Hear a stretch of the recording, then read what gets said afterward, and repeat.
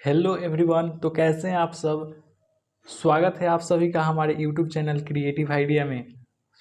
दोस्तों, आज की इस वीडियो में हम लोग बात करने वाले हैं समुच्चय सेट्स के बारे में। प्रश्नावली 1.2 का प्रश्न क्रमांक 1 को आज हम लोग हल करेंगे, जो कि क्लास 11th का है, अध्याय 1 है, बिहार बोर्ड। तो चलिए प्रश्न क्रमांक 1 को पढ़ते हैं और इसे समझते हैं। प्रश्न क्रमांक 1 कहता है, निम्नलिखित में से कौन रिक्त समुच्चय के उदाहरण हैं।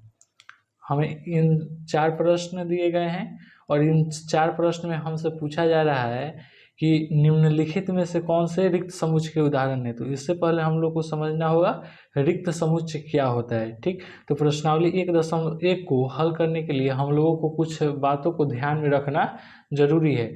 ठीक, तो हम लोग को प्रश्नावली 1.2 को कौन कौन सी बातों को ध्यान में रखना जरूरी है, उन बातों को अभी हम समझ लेते हैं।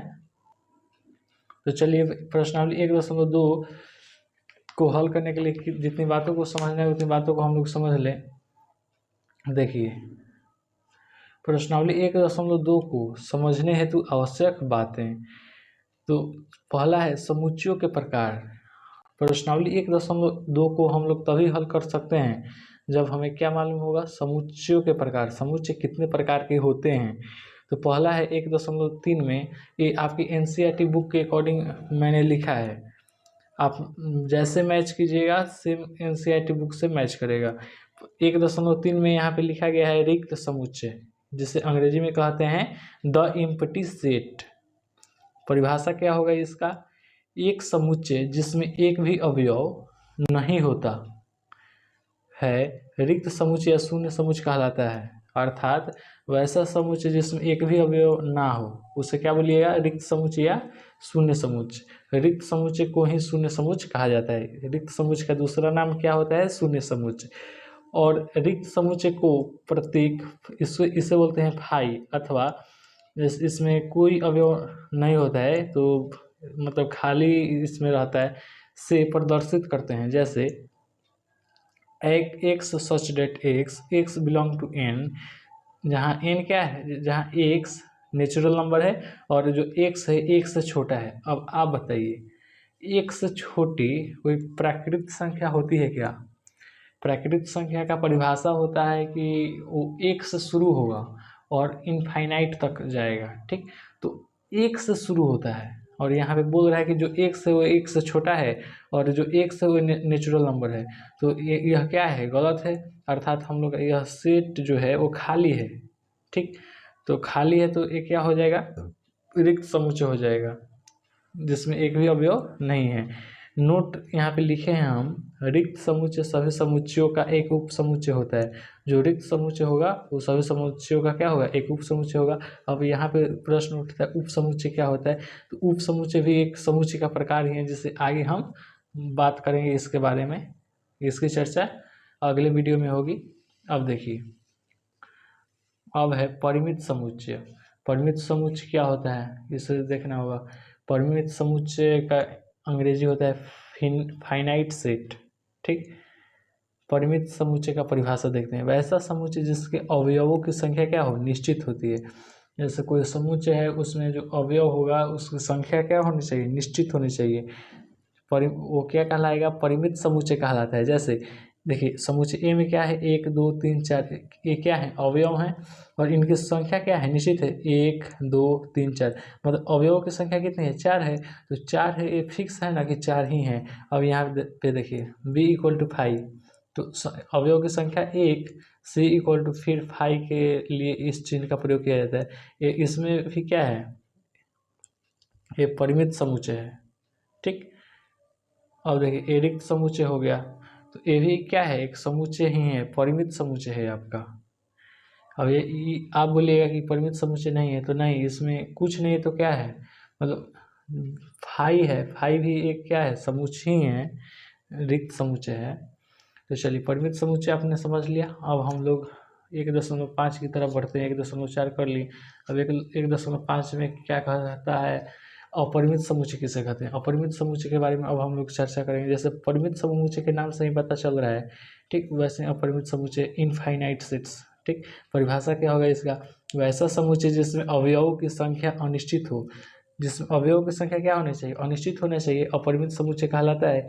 ठीक, जैसे ए बराबर क्या हो जाएगा, 1 2, समुच्चय ए में 1 2 3 4 5, और देखिए डॉट डॉट से यहाँ पे दर्शाया गया, अर्थात ये कहाँ तक जाएगा ये मालूम नहीं है। तो जब डॉट डॉट से दर्शा दिया जाए तो एक ट्रिक होता है आपका क्या, कि ये अपरिमित समुच्चय जैसे समझ जाइए आप। चलिए एक और उदाहरण लेते हैं। यहाँ पे देखिए समुच्चय बी में -2 -1 0 और 1 है, और डॉट डॉट डॉट है, मतलब ये इनफाइनाइट तक जाएगा। ये क्या हो जाएगा आपका, अपरिमित समुच्चय हो जाएगा। अब आता है 1.6 जो कि लास्ट है 1.2 को हल करने के लिए, समान समुच्चय। समान समुच्चय किससे कहिएगा, इक्वल सेट्स। परिभाषा क्या होगा, दो समुच्चय ए तथा बी समान समुच्चय कहलाते हैं। ठीक, इसे काट दीजिए। दो समुच्चय ए तथा बी समान समुच्चय कहलाते हैं यदि ए का प्रत्येक अवयव बी में तथा बी का प्रत्येक अवयव ए में हो। दो समुच्चय समान समुच्चय तभी कहलाएगा जब ए का जो होगा ना प्रत्येक अवयव किस में होना चाहिए, बी में होना चाहिए, और बी का प्रत्येक अवयव ए में होना चाहिए। जैसे ए बराबर समुच्चय ए में देखिए अवयव क्या है, ए बी सी डी, और समुच्चय बी में बी ए डी सी। देखिए ए इसमें है, हाँ है, बी है, हाँ है, अभी आप लोग को नहीं दिख रहा होगा, अब दिखेगा। जैसे देखिए ए यहाँ है, बी है, सी है, डी है, अर्थात ए का जो अवयव है वो बी में है कि नहीं है, तो ए बराबर हो जाएगा बी के, तथा इसलिए ए तथा बी क्या होगा, समान समुच्चय होगा। अब हम लोग प्रश्नावली 1.2 को हल करेंगे। प्रश्नावली 1.2 को हल करने के लिए हम लोग को जितनी बातों को समझना था उतनी बातों को हम लोगों ने ध्यानपूर्वक समझ लिया। अब चलिए प्रश्नावली 1.2 को हल करते हैं बिना देर करते हुए। चलिए अब प्रश्न क्रमांक 1 को हल करते हैं, प्रश्न जो कि प्रश्नावली 1.2 का है। प्रश्नावली 1.2 का प्रश्न क्रमांक 1 है, निम्नलिखित में से कौन रिक्त समुच्चय के उदाहरण है। रिक्त समुच्चय अभी हमने आपको बता दिया है क्या होता है रिक्त समुच्चय, जिसमें एक भी अवयव ना हो। ठीक, तो देखिए पहला प्रश्न है, 2 से भाज्य विषम प्रकृत संख्याओं का समुच्चय। अर्थात विषम प्रकृत संख्या क्या होता है, पहले देखिए विषम प्रकृत संख्या जैसे 1 3 5, यहाँ पे हम रफ करते हैं। तो देखिए विषम प्रकृत संख्या, विषम प्रकृत संख्या। ठीक, विषम प्रकृत संख्या क्या होगा, 1 होगा, 3 होगा, 5 होगा, 7 होगा, 9 होगा, 11 होगा, 13 होगा। ठीक, और एक कहाँ तक जाएगा, इनफाइनाइट। ठीक, समझ गए। अब इसमें एक प्रश्न में बोल रहा है कि 2 से भाज्य, भाज्य मतलब 2 से भाग लगना चाहिए, किस में, विषम प्रकृत संख्या में। तो देखिए विषम प्रकृत संख्या है ना। अब जैसे देखिए 3 ही को ले लेते हैं, 1 ही को ले लेते हैं, 5 ही को ले, इन 3 एग्जाम्पल पर समझते हैं। जैसे 1 है, इसको 2 से हम भागें तो क्या यह पूर्णतः कटेगा, नहीं कटेगा। ठीक, अब देखिए 3 को ले लेते हैं, 3 क्या है, विषम प्रकृत संख्या है, 3 को 2 से हम भाज्य करते हैं, अर्थात तो भाग करते हैं, तो ये कटेगा, पूर्णतः नहीं कटेगा। दशमलव में आ सकता है, ये हो सकता है, लेकिन पूर्णतः नहीं कटेगा। जैसे आप देखिए 5 को ले लीजिए, जैसे देखिए 5 को 2 से आप अगर भाग देंगे तो ये भी नहीं कटेगा। अर्थात इसमें क्या दिया गया है कि कह रहा है 2 से भाज्य, अर्थात 2 से भाग लगना चाहिए विषम प्रकृत संख्या में। ठीक, तो ऐसा क्या है, संभव नहीं है, क्योंकि विषम प्रकृत संख्या में जब आप 2 से भाग कीजिएगा तो भाग नहीं, पूर्णतः नहीं कटेगा, पूर्णतः विभाजित नहीं होगा। तो हम क्या लिखेंगे, इसका आंसर लिखेंगे 2 से भाज्य। ठीक, 2 से भाज्य कोई विषम प्रकृत संख्या नहीं होती, 2 से भाज्य कोई विषम प्रकृत संख्या नहीं होती। ठीक, 2 से भाज्य कोई विषम प्रकृत संख्या नहीं होती। अतः दिया गया समुच्चय क्या है, अतः दिया गया समुच्चय रिक्त समुच्चय है। रिक्त समुच्चय जिससे आप ऐसे करते हैं, समुच्चय है। यहाँ तक कोई दिक्कत। चलिए अब हम लोग दो, प्रश्न 2 को हल करते हैं। प्रश्न 2 कहता है सम अभाज्य संख्याओं का समुच्चय। सम अभाज्य क्या होता है? अभाज्य संख्या पहले हम लोग को समझना होगा कि अभाज्य संख्या किसे कहेंगे, तब हम लोग को सम अभाज्य संख्या समझ में आएगा। अभाज्य संख्या पहले देखते हैं। ठीक, अभाज्य संख्या देखिए क्या होता है।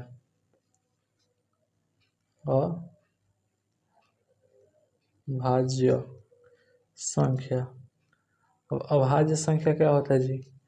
तो देखिए अभाज्य संख्या 2, 3, 5, 7, 11, ठीक है, और ये जाते रहता है। ये क्या हो गया? अभाज्य संख्या हो गया। अब सम अभाज्य, तो इसमें 3 क्या सम अभाज्य है, 5 क्या नहीं, ये विषम है, विषम अभाज्य। लेकिन जो 2 है वो सम अभाज्य है। सम मतलब 2 से कट जाए, तो 2 तो 2 से कट जाएगा, तो ये क्या हो जाएगा? सम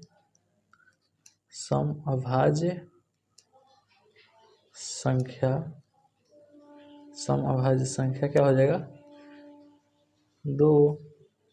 समअभाज्य संख्या समझ गए तो क्या होगा? 2 होगा। अब देखिए समअभाज्य संख्या क्या होगा? 2। तो इसमें अवयव की संख्या कितनी है? 1 है कि नहीं? समअभाज्य संख्या में अवयव की संख्या क्या है? 1 है। तो ये क्या हो जाएगा? यह रिक्त समुच्चय नहीं होगा। आप यहाँ पे लिखिएगा सम अभाज्य संख्या समअभाज्य संख्या कितना है? समअभाज्य अवयवों की संख्या पे ऐड कीजिएगा अवयवों की संख्या बराबर 1। इसलिए यह जो है रिक्त समुच्चय, यहाँ पे जगह नहीं है, इसके चलते दिक्कत हो रही है। क्या है? रिक्त समुच्चय नहीं है। बात को समझ गए? ठीक, चलिए अब हम लोग करते हैं प्रश्न 3 को हल। ठीक, तो देखिएगा यहाँ पे हम पढ़ दे रहे हैं, क्या लिखे हैं हम। देखिए अभाज्य संख्या क्या होता है? 2, 3, 5, 7, 11, और आगे बढ़ता है, हम इतना ही लिए हैं 5। ठीक, अब देखिए सम अभाज्य संख्या क्या हो जाएगा? 2 हो जाएगा। तो इसमें तो एक अवयव है ना, तो अवयव जब है तो रिक्त समुच्चय क्या होता है? जिसमें एक भी अवयव ना हो, लेकिन इसमें तो एक अवयव है, तो इसलिए हम क्या लिखें? इसलिए सम अभाज्य अवयवों की संख्या बराबर कितना? 1 है, इसलिए रिक्त समुच्चय नहीं है। ठीक, अब हम प्रश्न 3 को हल करते हैं। प्रश्न 3 कहता है एक सच डेट एक्स एक प्रकृत संख्या है और एक्स जो है ना वो 5 से छोटा है, और साथ ही साथ एक्स जो है वो 7 से भी छोटा है। ठीक, जो x है वो 5 से भी छोटा है और x जो है वो 7 से भी छोटा है। ठीक, अब बताइए, यहाँ पे हम थोड़ा सा रफ करते हैं। इसमें दिया गया है x जो है वो क्या होना चाहिए?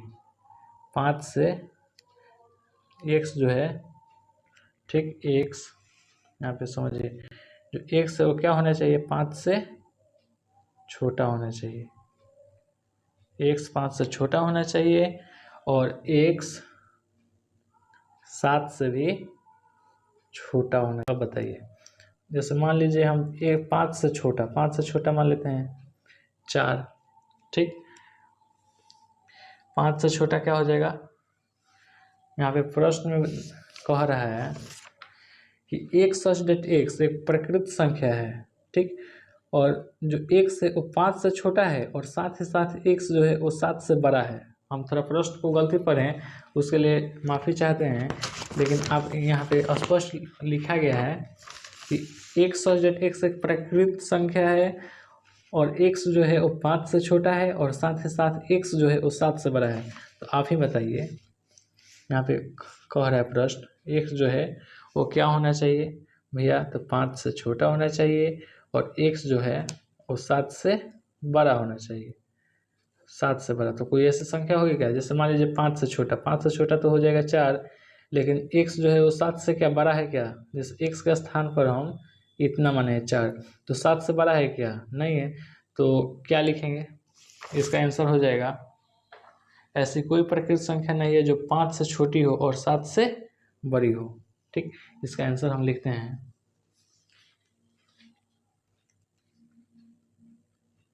ऐसी